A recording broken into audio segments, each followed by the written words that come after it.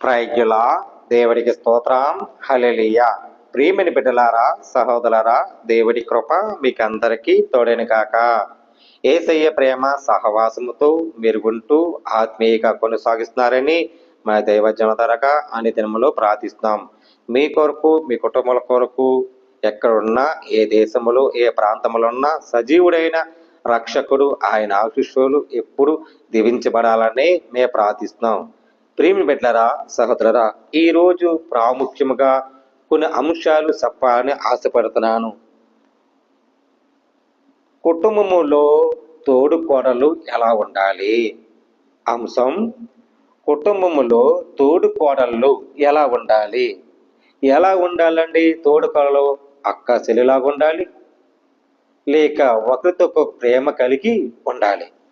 ఈ రూతులోకి వెళ్తే మీ అందరికి తెలిసినదే.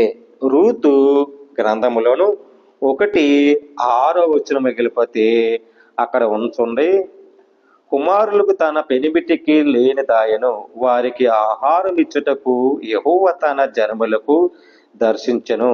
ఆమె మోయాబు దేశములోను వినెను కనుక మోయాబు దేశములో విడిసి విలుచుటకైన ఆమెను ఆమె తోడుకోడలను ప్రయాణమై ఉన్నను. అప్పుడు ఆమె ఉన్న స్థలము నుండి ఆమె కూడా ఆమె ఇద్దరు తోడుకోడళ్ళకు బయలుదేరి యూదా దేశమునకు తిరిగి పోవాలని మార్గమునకు వెళ్ళి ఉండగా నయోమి తన ఇద్దరు తోడుకోడలు చూసి, మీరు మీ తల్లులకు ఇండ్ల తిరిగి వెళ్ళండి, చనిపోయిన వారికి ఎడల నా ఎడల మీరు దయా చూపించినట్లు మీ యెహోవాని మీకు దయా చూపించును. మీలో ఒక్కొక్కరు పెళ్లి చూసుకోండి, తన ఇంటికి నెమ్మదినట్లుగా యెహోవానికి దయ చూపును అని కాక నయోమి ఇద్దరు తోడుకోడలని ప్రేమించింది.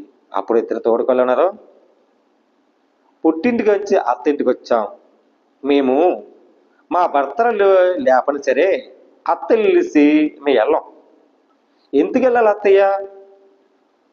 మేము అమ్మవైనా అత్తవైనా నువ్వే కదా, నా పుట్టింటి వెళ్ళేసి నీ ఇంటికి వచ్చేసి నీ పేరు పొక్కటికి మీ అత్త వరకు వెళ్ళాం అని ప్రశ్న రావచ్చు, ఒక కోడల్లా అనవచ్చు.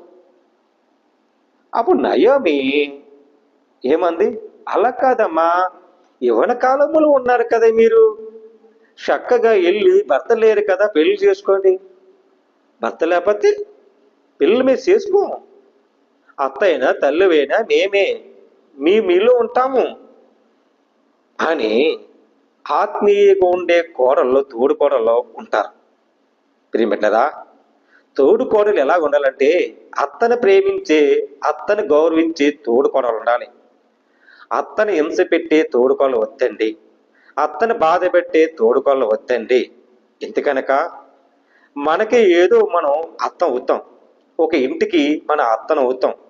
ఏదో ఒక రోజున మనకి కోడలు వస్తారు. ఆ కోడలు వచ్చినప్పుడు దయాకెరట పొందుకోవాలి కదా. దయాకెరట పొందుకోవాలంటే ఏం చేయాలి? ముంద మనం ఏ మార్గంలో నడుస్తామో అదే మార్గంలో దేవుడు దయాకెరట దయ చూపించి నీకు ఎలాగిస్తాడండి? ఆశీర్వదిస్తాడు. అప్పుడు మన తల్లులు ఉన్నా లేకపోయినా ఒక ఇంటి నుంచి ఒక ఇంటికి వచ్చినాడు, అదే అత్తళ్ళైనా అమ్మిళ్ళైనా. చాలా మంది అత్తయ్య అంటారు, కొంతమంది అత్తమ్మ అంటారు. ఎందుకని? అమ్మ అత్తే, అత్త అమ్మ, దానికి దీనికి తేడా లేదు. ఇద్దరు స్త్రీలే, ఒక తల్లి నుంచి వచ్చిన స్త్రీలే. తోడుకోడల్లో ఒక రూత్ చూసి నేర్చుకోవాలి, ఒక నయోమిని అత్తగారు చూసి నేర్చుకోవాలి.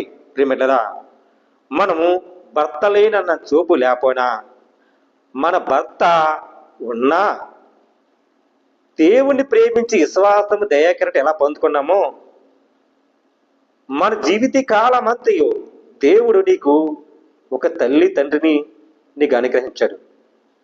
ఈ తల్లిదండ్రులు విడిచి వేరే తల్లిదండ్రులకి నువ్వు అడిగి పెట్టావంటే వాళ్ళే నీకు అత్తమామలు, వాళ్ళే ఉండాలి. అప్పుడు నువ్వు కుటుంబ సమూహంగా సంతోషముగా ఉండి ఏం చేస్తావండి? అప్పుడు ఏలెత్తి నీకు యెహోవా అని ఏం చేస్తాడు?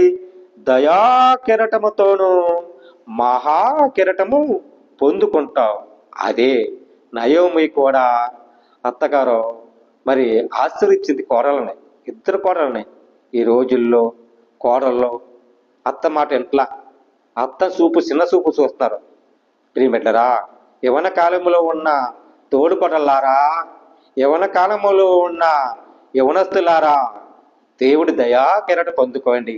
దయా కెరట పొందుకొని దర్శించి ఆయన మార్గంలో చక్కట వెలిగించబడినట్లుగా దేవుడు నిన్ను ప్రేమించాలని దేవుడు మాట్లాడుతున్నాడు. ప్రేమి బిడ్డరా, సహోదరులరా, మనకి ఒక ఇంటికి కోడలడు, మనకు ఒక ఇంటికి కోడలు వస్తుంది. ఆ కోడలు రాకమునిపే దేవుడిని నువ్వు ఎలా ప్రేమిస్తున్నావో, దయాన్ని ఎలా కరెక్ట్ పొందుకున్నావో అత్తను చూసి నువ్వు అత్తను పొందుకోవాలి. అదే మన తోడు కడలున్న మధ్య ఎలా ప్రేమించాలి, ఎలా గౌరవించాలని ఈ సత్యమైన మాటలు తెలుసుకోవాలని ప్రభు పేరట మీరందరికీ పేరు పేరున వందనాలు తెలియజేస్తున్నాను. దేవుడి మాటలు దీవించి ఆశ్రయించిన కాక ఆమేన్. ప్రార్థన అండి. పరిశుద్ధమైన ప్రేమగల తండ్రి, కృపగల దేవాని స్తోత్రాలు ప్రభా. ఈ వాక్యములు ప్రభాన ఋతు గంధంలో రాయబడిన ప్రభా. అయా తోడుకోడలు ఎలా ఉండాలి, ఎలా నేర్చుకోవాలి ప్రభన్న. నయోమి ప్రభా ఎంతో ప్రేమించింది ప్రభా. అలాగ ప్రభా అత్తగారుల ప్రభాన ప్రేమించే వాళ్ళు ఎంతమందో ఉన్నారు తండ్రి. నాయన తోడుకోడల ప్రభా అత్తని ప్రేమించే వాళ్ళు ఎంతమందో ఉన్నారు తండ్రి. దర్శించిన ప్రభాన అత్తకి మించి ప్రభా, తల్లి మించిన ప్రభా, ఒక స్త్రీని ప్రభా ఎలా గౌరవించాలో ఈ వాక్యంలో రాయబడింది ప్రభన్న. నాయన రూతుని బట్టి ప్రభా, నాయన ఆ బిడ్డ ప్రభా ఎంతో అత్తను గౌరవించింది ప్రభా. నీకు వందనాలయ్యా. అనేక బిడ్డల